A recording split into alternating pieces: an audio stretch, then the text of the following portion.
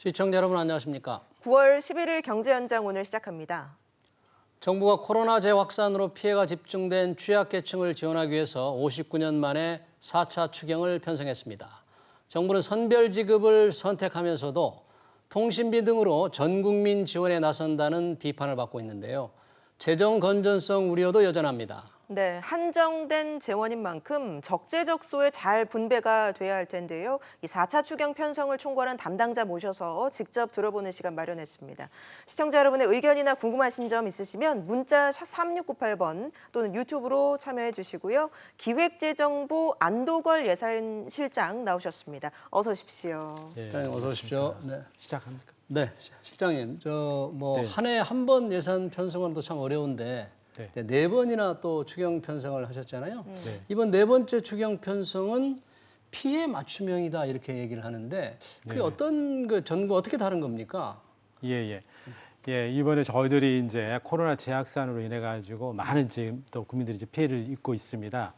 그래서 저희들이 보편적 지원을 할 거냐 아니면 맞춤형 지원을 할 거냐 가지고 굉장히 이제 저희 내부적으로 좀 고민을 좀 많이 했습니다만은 저희들이 보편 지원을 하게 된다면 아마 넓지만은 굉장히 얇은 지원이 될 거다 이렇게 좀 판단했고요. 이번에는 그와는 달리 피해를 많이 본 계층에 대해서 좀 더 두텁게 집중 지원하자라는 취지에서 저희들이 이번에는 맞춤형 지원 방식을 선택하였다고 말씀드리겠습니다. 예, 이번 4차 추경의 절반 정도 규모죠. 상당한 규모는 이제 소상공인과 자영업자들에 대한 지원에 집중을 네네. 하실 예정이신데 네네. 내용이 어떻게 됩니까? 예, 총 3.8조 원이 지금 우리 소상공인 자영업자에게 이제 지원이 좀 되겠습니다. 이번에 집합 금지 또는 영업 제한 등으로 해가지고 가장 아마 타격이 큰 계층이 바로 우리 소상공인이 되겠습니다. 네. 이분들에 대해서는 저희들이 매출이 감소한 경우에 있어서는 저희들이 그만큼 손실 보전용으로 해가지고 현금 보조를 하게 됩니다. 새희망 자금이라 해가지고 저희들이 100만 원을 지급을 하게 되고요. 예. 저희들이 그 중에서도 특히 집합 금지로 인한 업종이 이제 13개 업종이 되겠습니다. 이 13개 업종에 대해서는 저희들이 200만 원을 지급을 하게 됩니다. 그리고 또 영업 제한이 된 경우에는 저희들이 150만 원을 저희들이 지원하는 내용이 되겠습니다. 예. 지금 소상공인 자영업자 지금 화면에도 나오는데 일반 업종에는 지금 100만 원으로 이제 되어 있지 않습니까? 지원 금액이. 네. 그런데 일반 업종의 경우에는 이번 코로나 피해를 봐야 되기 사람들 위주로 하는 거니까 매출이 줄은 경우에만 지원이 되는 거잖아요. 맞습니다. 어떻게 확인을 합니까? 매출이 줄었는지 안 줄었는지. 예, 그거는 이제 과세 유형에 따라 다릅니다. 예. 이제 일반 가세자 경우에는요, 1년에 2차례 걸쳐 가지고 부가세 매출 신고를 하게 됩니다. 네. 그래서 금년에 상반기 신고가 돼 있습니다. 그래서 금년 상반기 그 매출 신고가 돼 있지 않겠습니까? 그 매출을 가지고 작년에 신고된 매출을 가지고 비교를 하게 됩니다. 그래서 두 가지 숫자를 비교해 가지고 떨어지는 경우 있잖아요. 단 1원이라도 있지 않습니까? 감사한 경우에는 1원이라도 지원을 감소만 되게 됩니다. 하면 지원이 된다. 네, 맞습니다. 그럼 네. 1원이라도 늘어난 사람은 지원을 못 받네요. 그렇다면. 새희망 지원 자금은 받지는 못하고요. 이제 그런 분들 같은 경우는 이제 저리 금융 지원을 받을 수 있도록 하는 저희들이 또 프로그램을 따로 마련을 했습니다. 근데 일반 과세자 말고 네. 왜 간이 과세자들은 그 정도의 그 통계가 별로 없잖아요. 그런 분들은 어떻게 확인합니까? 네, 맞습니다. 간이 가세자의 경우에는 1년에 한 차례 매출 신고를 하게 됩니다. 그래서 금년 신고분이 아직 없게 됩니다. 그래서 일단은 간이 가세자 분에게는 본인들이 금년도 매출이 줄었다라고 판단을 하시면 우선 신청을 하도록 합니다. 그래서 내년 1월 달에 금년 실적이 이제 나오게 됩니다. 비교를 해서 실제 떨어진 경우에는 계속 유지지원금을 받게 되지만은 그렇지 못한 분들은 다시 이렇게 환수하는 그런 절차를 받게 됩니다. 그래서 선 지급 후 확인 절차를 밟도록 하겠습니다. 그러니까 다시 한번 얘기하지만 간이 과세자들은 일단 본인이 줄었다고 생각이 되면 네. 신청을 해서 일단 받고 네. 결과를 내년에 확인한다 그런 얘기예요. 네. 그러니까 내년에 매출 줄지 실적치가 줄지 않았다고 나오면은 다시 환수한다는 전제하에서 그걸 지급을 하게 되겠습니다. 예. 근데 앞서 말씀하신 것처럼 좀 간발의 차로 이제 지원 대상에 포함이 되지 못한다거나 네네네. 또 업종, 그러니까 뭐 유흥업 같은 경우는 이제 또 지원 대상에서 제외가 되잖아요. 네네네. 이런 분들의 불만도 상당한 게 사실입니다. 예, 이번에 같은 업종이지만 유흥업종을 하기 때문에 지원을 받지 못하는 좀 안타까운 경우도 좀 있긴 있습니다. 네. 그렇지만은 정부가 이거는 세금으로 지원을 하는 거기 때문에요. 어떤 사회 통념상 저희들이 좀 지원이 어려운 부분이 있을 수 있고 또 이러한 지원이 이번에 금되는 건 이번만 처음이 되는 게 아니고요. 그동안의 도박이라든가 유흥 업종에 대해서는 정부가 정책 지원 대상에서는 지속적으로 배제를 해왔습니다. 그런 정책의 일관성도 좀 지킬 필요는 있다고 판단됩니다. 그러니까 예. 지금 보니까 유흥주점하고 콜라텍이라고 하는 이른바 그 무도장 네. 운영업인데 네, 저런 사람들도 결국은 정부의 영업 금지 명령 때문에 네, 네, 손해를 봤잖아요. 네, 네. 그런데 지원을 안 한다 그러면 너무너무 좀 억울하지 않을까? 예, 이제 그런 부분도 있습니다만 아까 말씀 올린 대로 네. 또 이제 국민의 세금으로 하기 때문에 어떤 사회적 있지 않습니까? 그 합의랄까 이런 부분도 조금 감안을 할 필요가 있다고 좀 생각되고요. 예. 혹여나 또 그런 어려운 부분에서 폐업이 일어날 경우에는 정부가 폐업 점포에 대해서는 또 별다른 또 지원이 가고 있는 부분들이 있기 때문에 예. 그러한 프로그램들을 이용하실 수도 있겠습니다. 예. 네. 뭐 유흥업 같은 경우는 뭐 말씀하신 것처럼 뭐 사회 통념상, 뭐 업종의 네. 특성상 제외된 면을 뭐 이해한다고 하더라도 아이돌범 같은 경우는 이제 초등학생까지 확대를 하긴 했지만 중고생 자녀가 있는 부모님들도 반발이 있어요. 네, 네. 예, 그런 부분이 있을 예. 겁니다. 예, 그러나 저희가 이제 이번에 판단을 이제 한 거는 그래도 부모님들이 밀착해서 또 얘들을 이제 보는 경우 있지 않습니까?로 한정을 좀 했습니다. 그래서 아마 중고생들은 혼자 있지 않습니까? 좀 자립적인 생활이 가능하기 때문에 초등학생까지로 저희들이 끊었고요. 저희가 1차 추경 때도 이제 특별 돌봄에 대한 지원이 있었습니다. 그 당시에는 7세 이하 네, 그야말로 영유아에 한정을 했었습니다. 그러나 이번에 학교 휴원이 길어지고 또 원격 교육이 있지 않습니까? 본격화하기 되기 때문에 초등학생 경우에는 이번에 지원 대상으로 저렇게 추가를 하였다는 말씀을 드리겠습니다. 네. 아까 그 유흥주점 얘기하면서 이제 어렵게 되는 경우에 폐업하면은 이제 지원이 된다 그랬는데 네네. 폐업을 한 분들에게 이제 제도전환 자금 지원이 이번에 들어가 있잖아요. 맞습니다. 50만 원. 네네네. 근데 그것도 8월 16일 이후에 폐업해야만 받을 수 있다면서요? 그 전에 네네. 폐업한 분들도 코로나로 사실 피해를 봤는데 그분들은 지원이 안 되나요? 네, 그러니까 이번에 저희들이 마련한 프로그램은 코로나 재확산에 따른 피해를 받는 있지 않습니까? 업종이라든지 그러한 사업체에 대해서로 한정을 하고 있습니다. 그리고 기존에 또 여러 가지 소상공인을 지원하는 프로그램도 있습니다. 그래서 또 폐업 지원 프로그램이 있기 때문에 그 전에 폐업하신 분들은 기존의 또 프로그램을 이용을 해서 또 수혜를 받을 수 있는 여지가 있다 이렇게 말씀 올리겠습니다.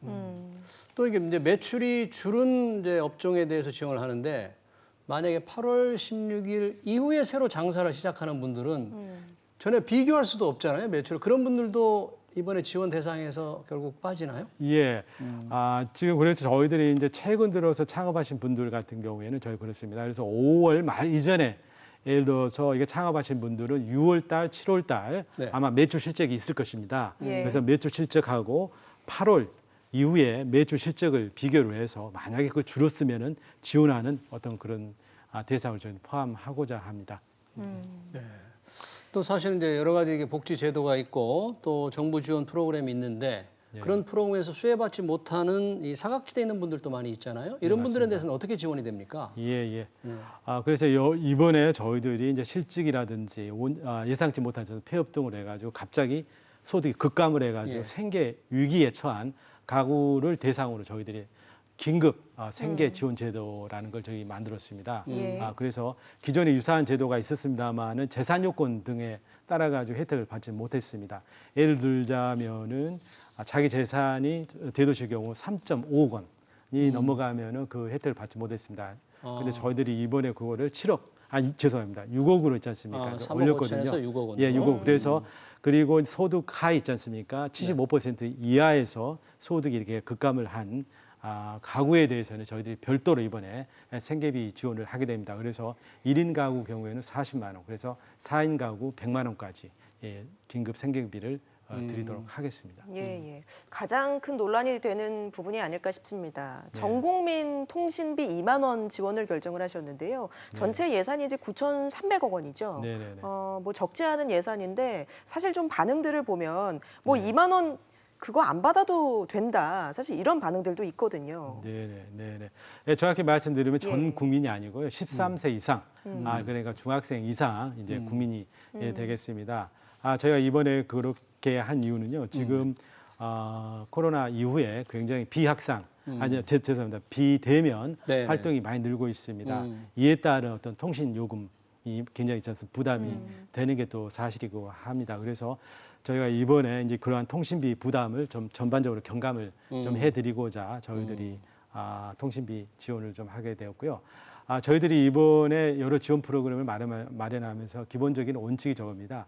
피해를 보는 계층에 대해서는 소득 구분 없이 다 지원을 해드린다라는 겁니다. 그래서 저희들이 이번에 아동 돌봄의 경우에도 육아 부담을 느끼고 계시는 초등학생 학부모님들 전체를 대상으로 해가지고 소득 관계없이 다 아동당 20만 원을 드린 거거든요. 그와 마찬가지로 비대면 활동 증가에 따른 어떤 통신 비 어떤 부담에 대해서도 저희들이 다 이렇게 좀 드렸다 이렇게 말씀드리겠습니다. 그러니까 비대면 활동이 증가하니까 통신비 부담을 느끼는 분들한테는 소득 구분 없이 다 드린다는 그 원칙이라는 거죠. 피해를 다 입었다고 생각하니까. 근데 실제로 통신비가 그렇게 늘지 않았다. 네.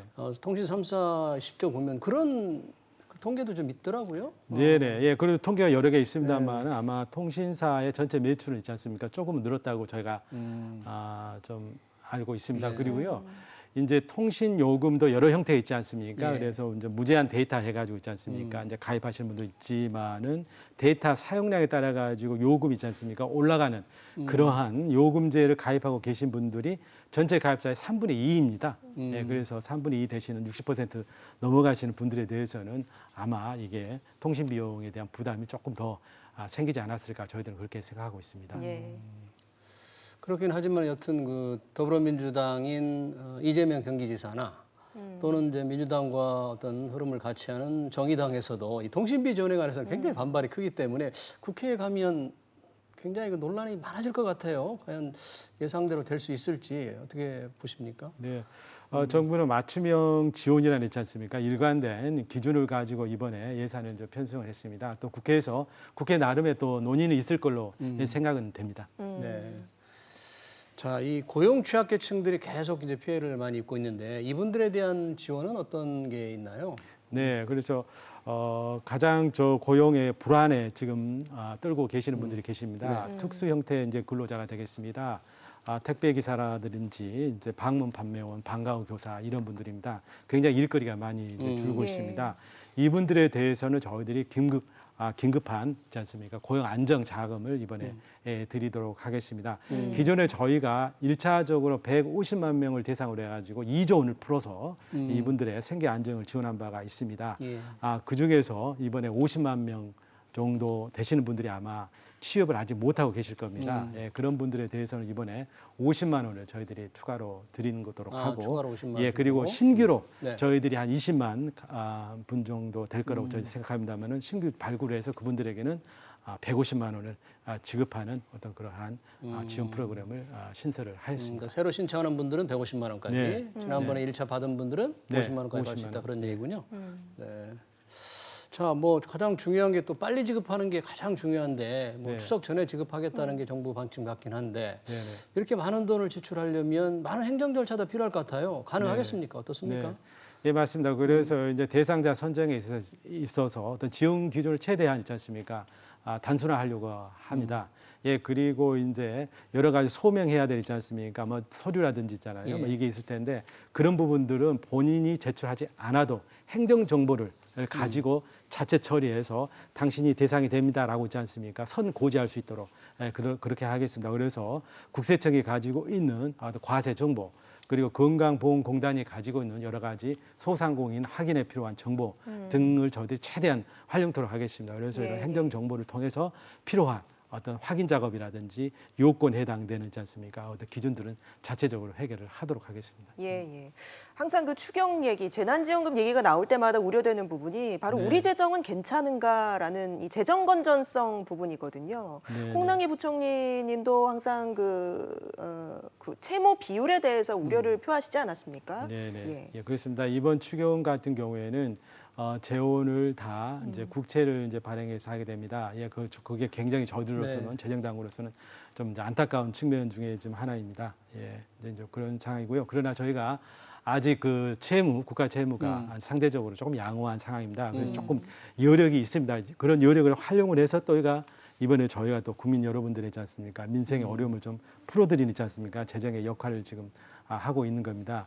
그리고 지금 전 세계적으로 모두 코로나 위기를 극복하기 위해서 각국이 다 재정 지출을 늘리고 국가 채무를 늘리고 있습니다. 예. 그래서 다들 올라가고 있는데 저희들이 상대적으로 국가 채무 비율 증가하는 것도 상대적으로 조금 양호한 상태입니다. 하면서 동시에 저희들이 그래도 경기를 잘 있지 않습니까? 이렇게 지켜내고 있다고 이제 국제적으로도 이제 평가를 좀 받고 있습니다. 그래서 저희들이 정부가 허투루 돈을 쓰지 않고 이게 우리 민생에 도움이 되고 또 우리 경기를 회복시키는데 정말 알뜰하게 쓰일 수 있도록 저희들이 최대한 노력을 하고 있다. 이렇게 말씀을 올리겠습니다. 네, 뭐 그런 게 안심하면 될 것 같습니다만은 늘어나는 속도가 워낙 많으니까 또 이제 이 정부 들어서 벌써 빚이 400조 이상 늘어갈 것 같은데 그걸 걱정하는 국민들이 굉장히 많은 거죠. 예, 맞습니다. 예, 그래서 이제 빨리 채무가 증가하고 있다는 데 대해서 재정 당국은 굉장히 유의하고 있습니다. 그래서 여러 가지 방책을 좀 세우고 있고요. 가장 무엇보다도 지출 구조 조정을 저희들이 가감히 지금 하고 있습니다. 내년 예산의 경우에도 저희들이 10조 원 가까이 지출 구조 조정을 통해서 새로운 신규 재원을 뒷받침하고 있고요. 저희들이 장기 재정 전망을 좀 하고 있습니다. 그리고 또 재정의 어떤 중기 지속 가능성을 확보하기 위해서 우리 실정에 맞는 재정 준칙을 마련하는 노력도 지금 전개하고 있다는 말씀을 올리겠습니다. 예, 알겠습니다. 여기까지 듣도록 하겠습니다. 지금까지 안도걸 기획재정부 예산실장 모시고 4차 추경안 자세히 짚어봤습니다. 고맙습니다. 네, 감사합니다. 고맙습니다.